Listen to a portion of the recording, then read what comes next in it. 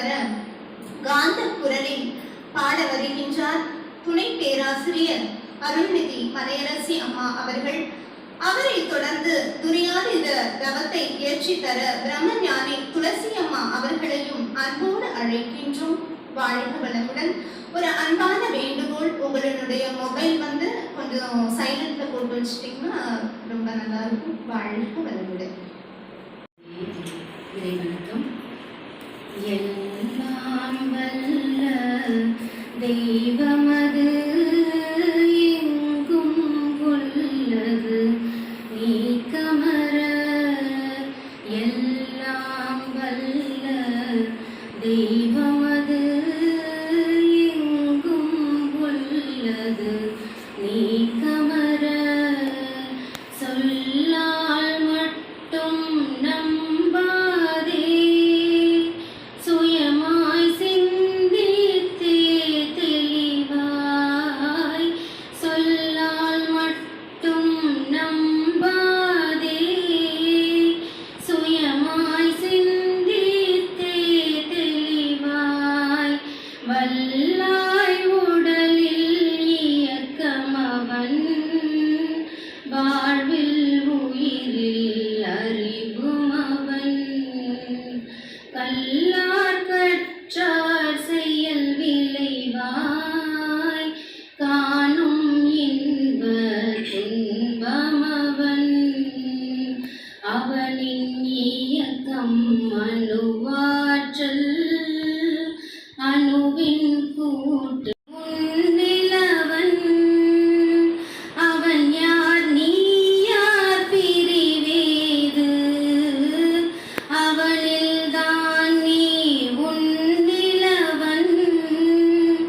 அவன் யார் நீ யார் பிரிவேது, அவனை மறந்தால் நீ சிறியோன், அவனை அறிந்தால் நீ பெரியோன்.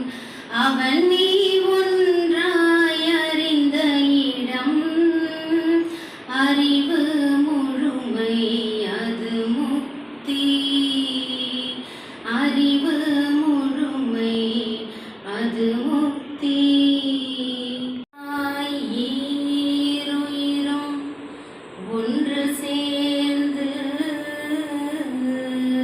தழைத்தொரு உடலாகி உலகில் வந்தே.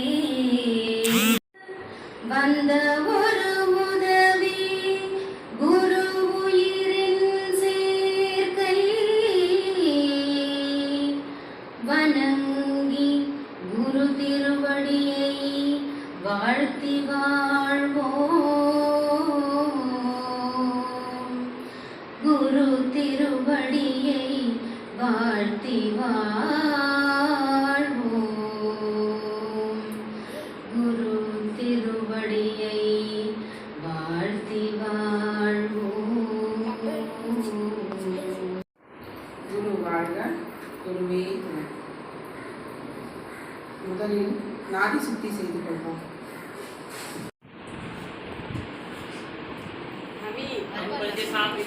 பண்ணுங்க, உங்க அனுபவம் சொல்ல போறீங்க.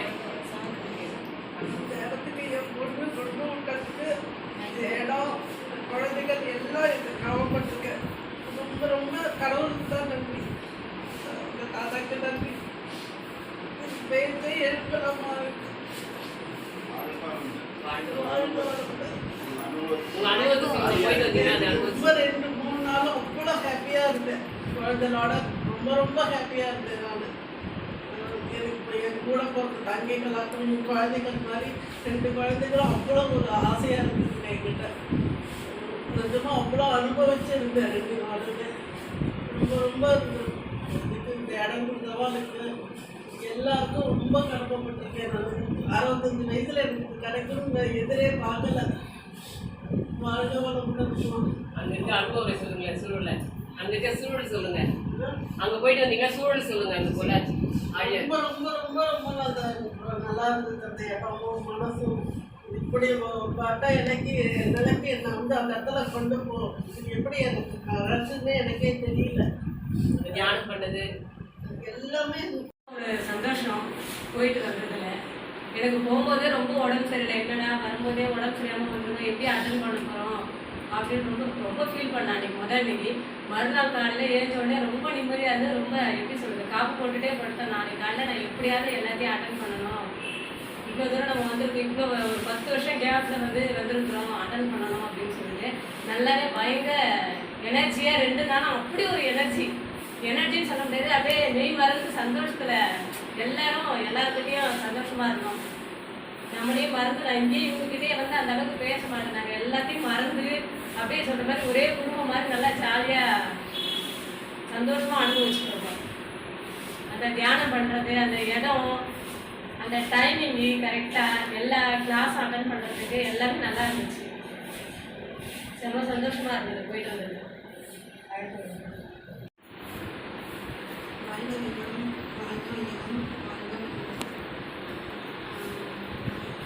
வாழ்வின் நோக்கம் என்ன அப்படின்னு ஃபஸ்ட்டு போனவொடனே கேட்டாங்க. எல்லாரும் அங்கே இருக்கவங்க சொன்னாங்க மகிழ்ச்சியாக இருக்கிறது அப்படின்னு சொல்லிட்டு. நான் கேட்டிருக்கேன் எனக்குள்ளேயே மகிழ்ச்சியாக நான் இருக்கேனா அப்படின்னு சொல்லிட்டு. எனக்கு கிடைச்ச விட ஆமாம் அப்படிங்கிறது அந்த மகிழ்ச்சியை அடையார் போனது அந்த 3 நாளும் இன்னும் நான் அனுபவித்து உணர்ந்திருக்கேன். அவங்களுக்கு வாய்ப்பளித்த என் குடும்பத்துக்கு நான் நன்றி சொல்லியிருக்கேன். இங்கேருந்து எல்லா ஏற்பாடும் கம்ஃபர்டபுளாக நம்ம போயிட்டு வரதுக்கு ஃபஸ்ட்டு முரளி ஐயா ரொம்ப ஹெல்ப் பண்ணாங்க. அவங்களுக்கும் நன்றி சொல்லியிருக்கேன். மகரிஷி சொல்லியிருக்காங்கன்னா 2058 பிறகு உலகம் அமைதியாயிடும் அப்படின்னு சொல்லிட்டு. அதுக்காக வந்திருக்கிற ஒவ்வொரு பிரம்மணன் ஒர்க்கு வந்திருக்க ஒவ்வொருத்தரும் ஒரு 100 பேரையாவது இதில் மனவளக்கலையில் சேர்த்து விடணும் அப்படின்னு கேட்டிருக்காங்க. அதுக்கு என்னால் கண்டிப்பாக நான் முயற்சியை செய்வேன் அப்படின்றத நான் சொல்லிக்கிறேன். அங்கே போயிட்டு ஃபஸ்ட்டு டவுன் பண்ணுறதுக்காக மணிமண்டபத்துக்கு போனோம். மணிமண்டபத்துக்குள்ளே போகும்போதே அவ்வளோ ஒரு எனர்ஜி, பாசிட்டிவ் வைப்ரேஷன், அந்த அந்த சூழ்நிலையை அனுபவிக்கிறதுக்கு ரொம்ப ரொம்ப கொடுத்து வச்சுருக்கு. அவ்வளோ ஒரு பாசிட்டிவாக இருந்தது. இப்போ நினச்சா கூட என் உடம்புல அப்படியே இருக்குது. அதுவும் இல்லாமல் லாஸ்ட்டாக இறைநிலை தவம் பண்ணும்போது மகரிஷியோட பாடல் அவரோட வாய்ஸில் கேட்கும்போது நான் இறைநிலையாக இருந்து அந்த இறை துவல்களாக என்னோட உடம்புல ஓடுறது அப்படிங்கிறது என்னை சுற்றி ஓடுறது அப்படிங்கிறது என்னால் உணர முடிஞ்சது. அவ்வளோ ஒரு நல்ல அனுபவமாக இருந்தது. வெளியிலக்காவும் சரி, கல்யாணமாவும் சரி, சித்திரமாவும் சரி, 3 பேரும் என்னோட குடும்பத்தில் ஒரு பொண்ணாகவே என்னை பார்த்துக்கிட்டு அவ்வளோ கம்ஃபர்டபுளாக இருந்தது. அவங்க கூட போயிட்டு வந்தது ரொம்ப சந்தோஷமான ஒரு அனுபவமாக இருந்தது. ரொம்ப நன்றி. முரளி சாருக்கும் எனக்கு இந்த வகுப்பு எடுத்த ஆசிரியர்கள் எல்லாருக்குமே என்னோட நன்றியும் வாழ்த்துக்களையும் வேணிலைக்கும் என்னோட ரொம்ப ரொம்ப நன்றி. குரங்கையும் குட்டியையும் போல என்பார்கள். குட்டி பிடிப்பது மட்டும் கெட்டியாக பிடித்துக் கொண்டது என்றால் குரங்கு சேர்க்க வேண்டிய இடத்தில் பத்திரமாக சேர்த்துவிடும். அதுபோல என் குருநாதரை ஐயமர கெட்டியாக பிடித்துக் கொண்டேன், என்னை சேர்க்க வேண்டிய இடத்தில் பத்திரமாக சேர்த்து விடுவார் அப்படின்னு மனோரமா சின்னசாமி அம்மா அவர்கள் எழுதியிருப்பாங்க. அது மனவளக்கலை அன்பர்கள் ஒவ்வொருவருக்குமே பொருந்தும். அது நீங்க இங்க வந்தது அப்படிங்கிறது நம்ம முன்னோர்கள் செய்த புண்ணியமாக இருக்கலாம். மகள் அழைச்சிட்டு வந்தாங்கன்னு சொன்னீங்க, எதுக்காகவும் கண் கலங்காதீங்க, குருவை இருக்க பற்றி கொள்ளுங்கள் அப்படின்னு சொல்லி அடுத்ததாக அது சொர்க்கம், பாவமாக இருந்தால் அது நரகம் இல்லைங்களா? வேற எங்கேயும் போய் இதை அனுபவிக்க வேண்டாம். ஒவ்வொரு தடையும் ஒரு கோயிலுக்கு போகிறோம், அது பெரும்பாலும் அந்த திருப்பதிக்கு போகும்போது என்ன நினைக்கிறோம், திருப்பி எப்போ வருவோன்னு தான் நினைப்போம். எவ்வளோ இடர்பாடுகளோடு அங்கே போகிறோம் இல்லைங்களா? ஒரு செகண்ட், ஒரு நிமிடம் கூட பார்க்க முடியாது. ஒரு செகண்ட் பார்க்குறதுக்குள்ள எந்த அளவுக்கு நம்மளுக்கு காந்த ஆற்றல் நம்மளை நிரப்புதுன்றது இங்கே வந்த பிறகு தான் தெரியும் சரிங்களா? கோயிலே காந்தாம் தான். அது எப்பெல்லாம் போகணுமோ நம்ம மகரிஷி சொல்லியிருக்காங்க லெஃப்டில் போகிறோம். இந்த ஆழியாருடைய ஆஃபீஸ், நிர்வாக ஆஃபீஸ் இருக்குது. அங்கே போய் நம்ம என்ரோல் பண்ணிக்கிறோம். நமக்கு ஒதுக்கப்பட்டிருக்கிற அறைகள் அதெல்லாம் வாங்கிட்டு அப்படியே வெளியே வரோம். அந்த ஆட்சிக்கு நேராக நம்ம அப்படியே போயிட்டே இருக்கிறோம். அப்போ அங்கே போகும்போது 2 செய்கிறோம். இந்த இயற்கை அந்த செப்ப செய்யறது இயற்கை எழுதலாம் சொல்லுங்கள். நாங்கள் சர்வீஸ் பண்ணுவாங்க. அன்றைக்கி நம்மளை காலையிலேருந்து சாயந்தரம் வரைக்கும் வேலை செய்ய சொல்லுவாங்களா, சர்வீஸ் பண்ண சொல்லுவாங்கன்னு நினைக்காதீங்க. உங்களால் முடிஞ்ச எப்போ டைம் இருக்கோ அப்போ வந்து சர்வீஸ் பண்ணால் போதும். உங்களுக்கு அட்லீஸ்ட் டெய்லி 1 hour சர்வீஸ் பண்ணால் கூட ஒரு பெரிய விஷயம் தான். ஏன்னா நம்ம எல்லாம் கடமையில் இருக்கோம், நம்மளுக்கு எல்லாருக்கும் கடமை இருக்கு. நம்ம தனி மனிதர் கிடையாது, நம்மளுக்கு குடும்பம் இருக்கு, குழந்தைகள் இருக்கு, எல்லாமே இருக்கு. அதனால ஃபுல் அண்ட் ஃபுல் இங்கே வந்து சர்வீஸ் பண்ணுங்கன்னு யாருமே கேட்க மாட்டாங்க. டெய்லி 1 hour உங்களுடைய சர்வீஸ் இருந்தால் போதும். மற்ற நேரத்தில் எப்போ கிளாஸ் போடுறோமோ அதெல்லாம் வந்து நீங்கள் வந்து கிளாஸ் எடுத்தீங்கன்னா மற்றவங்களுக்கு அது உபயோகமாக இருக்கும். எப்பவுமே நம்ம வாழ்க்கை விட மற்றவங்களுக்காக நம்மளோட வாழ்க்கையை ஒரு அப்துல் கலாம் சொல்லிருப்பாரு, நம்மளுடைய வாழ்க்கை வந்து சரித்திரமாக இருக்கணும் அப்படின்னு சொல்லிட்டு இருக்கணும். அப்படி சரித்திரமாக இருக்கணும்னா ரொம்ப பெரிய நம்மளால முடிஞ்ச அளவுக்கு மக்களுக்கு தொண்டு செய்யக்கூடிய அளவுக்கு நம்மளுடைய பணிகளை நம்ம அமைச்சிக்கணும். அதுக்காக குடும்பத்தை விட்டுட்டு வர வேணாம். குடும்பத்தை இருந்துட்டு குடும்ப வேலைகளையும் பார்த்துட்டு இதை வந்து செய்யறது வந்து ரொம்ப அது ஐயாவும் அதுதான் சொல்றாரு.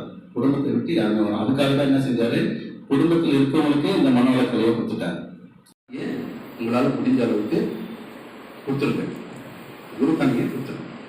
அப்போ குருக்காணியை கொடுக்கணும்னா அது ஒரு பாவமாக கருதப்படும். அதனால நீங்க குரு காணிக்கை கட்டாயமா நீங்க கொடுக்கக்கூடிய முயற்சிகளை பண்ணுங்க. முயற்சி குன்றும் தடிந்தெழுதி தான் நல்காதாகிவிடும். அதாவது அந்த கடல் நீர் மேகமானது ஆவியாகும் மழை நீரை மேல வச்சுட்டு மேகம் ஆவியாகி மேல போயிட்டு நான் அங்கிருந்து இங்கெல்லாம் வர முடியாது, நான் அங்கேயே இருப்பேன் ஸ்ட்ரைக் பண்ணாங்கன்னா என்ன ஆகும்?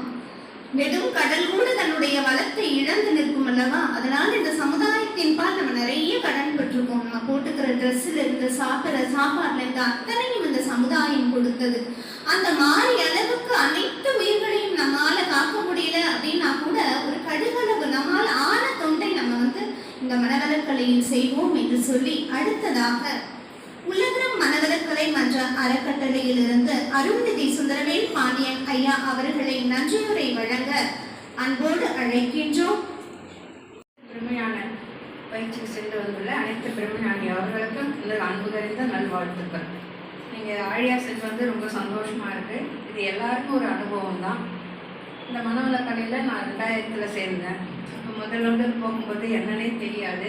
அப்போ இருந்த சூழ்நிலை சாணம் போயிட்டு மெழுகி அந்த சமையலறை அவ்வளோ சுத்தமாக இருக்கும். பயிற்சி உடற்பயிற்சி அருள்நிதி பயிற்சிக்கும் அவரே நடத்திருக்காரு. நம்ம வந்து இப்போ பிரம்மஞானம்னு சொல்லிட்டோம். ஆனால் மகிழ்ச்சி சொல்லுவார், பிரம்மஞானத்துக்கு நான் மட்டும் போதாது, அருள்நிதிக்கும் நீங்கள்லாம் அவசியம் கலந்துக்கணும் அப்படின்னு சொல்லுவார். அதனால் நீங்கள் எல்லாம் முயற்சி செய்து திருப்பியும் ஆழியார் சென்று மானசீகமாக தினமும் நம்ம மானசீகமாக ஆழியார் சொல்லலாம். நீங்கள் ஒரு 10 நிமிடம் அங்கே ரொம்ப தொலைவாக இருக்கே போக முடியல. அப்படியே வீட்டிலேருந்து போகிறதுக்கு லேட் ஆகிடும், சைக்கிளில் போகிறதுக்கு நடந்து போகிறதுக்கு லேட் ஆகிடும். அதெல்லாம் அப்படியே விட்டு போச்சு. ரொம்ப நாளாக மனசில் நினைப்பேன், நம்ம வீட்டு பக்கத்தில் இது மாதிரி எங்கன்னா வந்துச்சுன்னா நல்லா இருக்குமே, மன்றம் இல்லை ரொம்ப பக்கத்துலேயே இருந்தால் போகலாம்னு ஒரு 10 வருஷம் மனசுக்குள்ளேயே நினச்சிது. இப்போ பார்த்தீங்கன்னா வீட்டு பக்கத்துலேயே சும்மா ஒரே ஒரு சனி தான் வரணும்.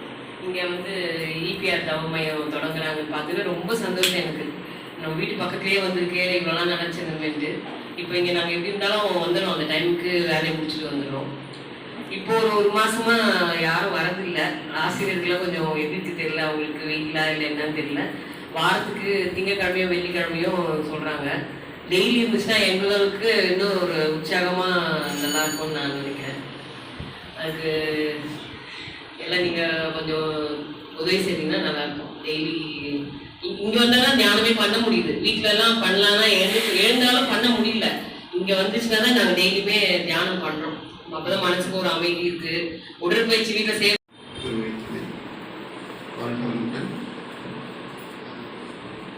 பிரம்மஞான பயிற்சி போயிட்டு வந்தவங்க எல்லாத்துக்கும் கலந்துட்டு வந்தவங்க வாழ்த்து வந்திருக்க மற்றும் கலந்து கொண்டுள்ள அனைவரையும் இபிஆர் நாங்கள் இதனை பேசியிருக்கோம். நன்றி உரை அப்படின்னு சொல்லும்போது ஐயா அதுக்கு ப்ரிப்பேர் பண்ணி கொடுத்தது தான் நம்ம 2 நாள் வீட்டுக்கு வந்தாங்க, எப்படி பேசணும் அதுதான் அங்கே அவரோட ஆத்மார்த்தமான செயல்.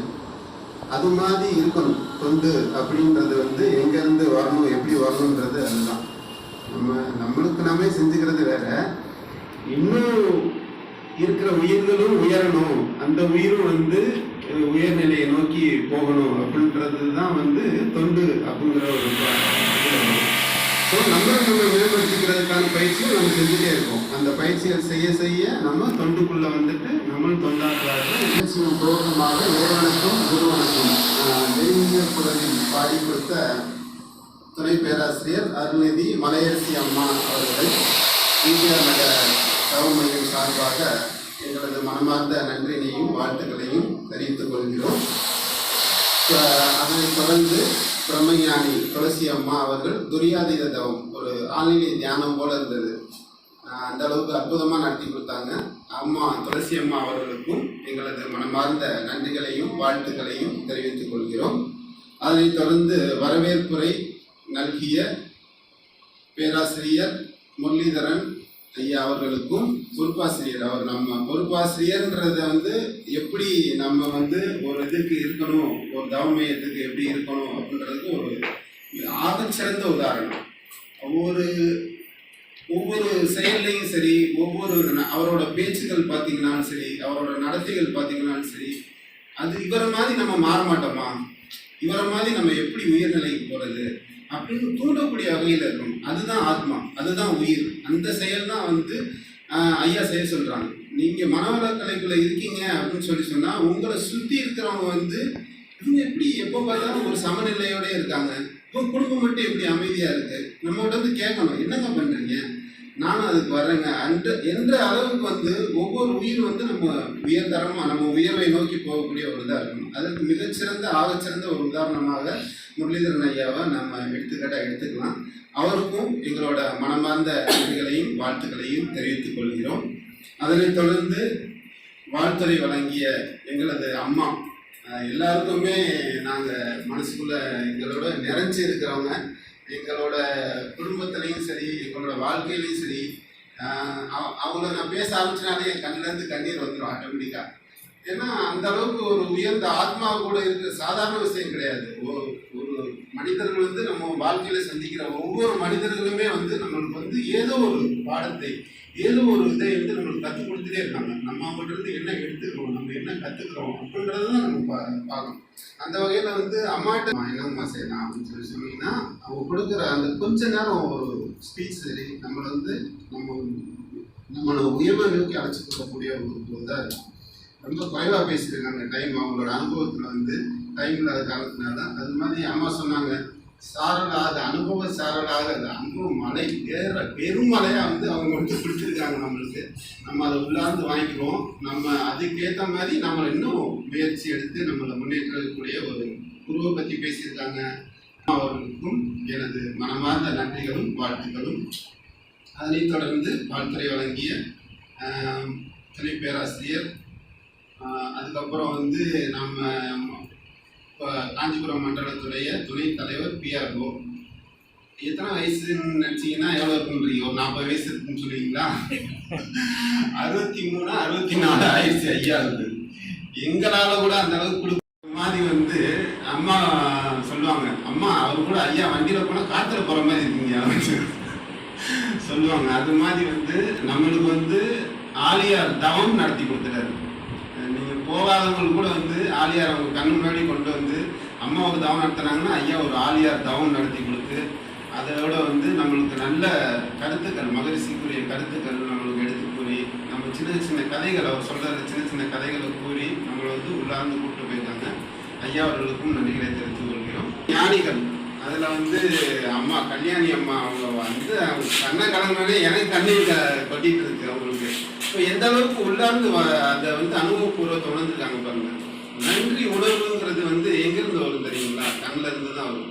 நீங்கள் கண் அங்கேருந்து மேலேருந்து தண்ணி கொட்ட ஆரம்பிச்சிருச்சுனாலே உங்களுக்கு உள்ள அந்த அளவுக்கு நெஞ்சு பூரிச்சு போயிருக்குன்னு அர்த்தம். நெஞ்சு பூரிச்சு அந்த கண்ணீர் வெளியே வரும், நடுவில் வரும் ஆனந்த கண்ணீர் அப்படி வரும் பாருங்க. அந்த அனுபவங்கள்லாம் மிகச்சிறந்த அந்த அனுபவங்கள்லாம் நம்மளுக்கு கிடைக்கணும். நம்மளுக்கு ஒவ்வொரு குருவும் நம்ம அம்மா சொன்ன மாதிரி கெட்டியாக பிடிச்சிட்டீங்கன்னு வச்சுக்கங்களேன், துன்பம் ஒரு நேரத்தில் ஐயா நீங்கள் தான் அப்படின்னு போய் பிடிச்சிக்கிட்டீங்கன்னா நம்மளுக்கு காட்ட வேண்டிய வழியை அவங்க காட்டிடுவாங்க. அது மாதிரி அனுபவம் இல்லாமல் அந்த ஆனந்த கண்ணீர் வருவதற்கான வாய்ப்பு இல்லை, அந்த அளவுக்கு கொடுத்தாங்க. எழிலரசி அம்மா அதே போல் நம்ம தொடர்ந்து முயற்சி பண்ணி அது நம்ம பிரம்மஞானி ஆகணும், பிரம்மத்தை தெரிஞ்சுக்கணும் அப்படின்னு சொல்லிட்டு முயற்சி பண்ணியிருக்காங்க. கல்யாணி அம்மா அவர்களுக்கும் அந்த தன்னோட உணர்வை வெளிப்படுத்தி நான் ஒரு குடும்பத்தோடு போயிட்டு வந்ததா சொன்னது, மகள்களாக இருந்து என்னை பார்த்துக்கிட்டாங்கன்னு சொன்னது, இதெல்லாம் வந்து உள்ளே இருந்தால் தான் வெளியே வரும். அந்த அளவுக்கு வந்து அவங்க உணர்வாக சொல்லியிருக்காங்க.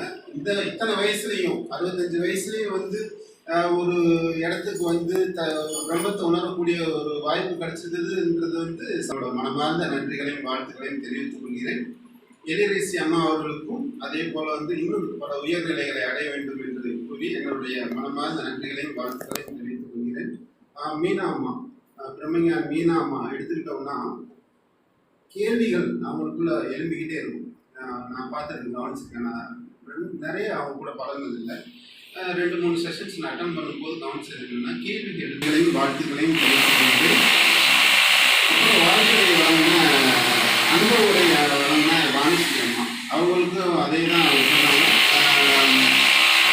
சொன்னாங்க. அவங்கள எப்போ பேச விட்டாலுமே அதுலேருந்து கொடை வருதுங்க. நான்லாம் நீங்கள் மைக் பிடிச்சலாம் பேச மாட்டேங்க அப்படின்னு சொல்லிட்டு சொல்லுவாங்க. அந்த அளவுக்கு வந்து சுருக்கமாக பேசுவாங்க. நானும் அப்போ பேசுறேன், அவ்வளோ பேசுறேன், அதனாலும் பேச மாட்டாங்க. சுருக்கமாக அவங்க என்ன பேசணுமோ என்ன கொடுக்கணுமோ அந்த கருத்துக்களை கொடுத்துட்டு போயிடுவாங்க. ஸோ அந்த அளவில் வந்து உங்கள் எல்லாத்தையும் இன்னும் நீங்கள் தொடர்ந்து உடற்பயிற்சிகள் செய்யணும்னு சொல்லியிருக்காங்க. பிரம்மஞானிகள் நீங்கள் அபிநீங்களாக எளிதாகணும்னு சொல்லியிருக்காங்க. நம்மளோட வெளிப்பாடு நம்மளோட யூஸ் பண்ணுறீங்க பொறுத்து நீங்கள் அதுக்கு அடுத்த நிலைக்கு போகணும். நீங்கள் இதுக்குள்ளே இருக்கிற வரைக்கும் தான், இதோட தொடர்பில் இருக்கிற வரைக்கும் தான் நம்ம வந்து வாழ்க்கையில் அடுத்தடுத்த நிலைக்கு போக முடியும். அதற்கான ஒரு உதாரணமாக எங்களோட வாழ்க்கையை எடுத்துக்கலாம். நான் உள்ளே வந்துட்ட பின்னாடி நான் ஆரம்பத்தில் வந்து நன்றி உரையிலேயே நான் இதை சொல்ல வேண்டியிருக்கு, வேறு வழி இல்லை. ஏன்னா கொஞ்சம் உங்களுக்கு சொன்னோன்னா தான் அதோட தன்மை புரிஞ்சுக்கும்.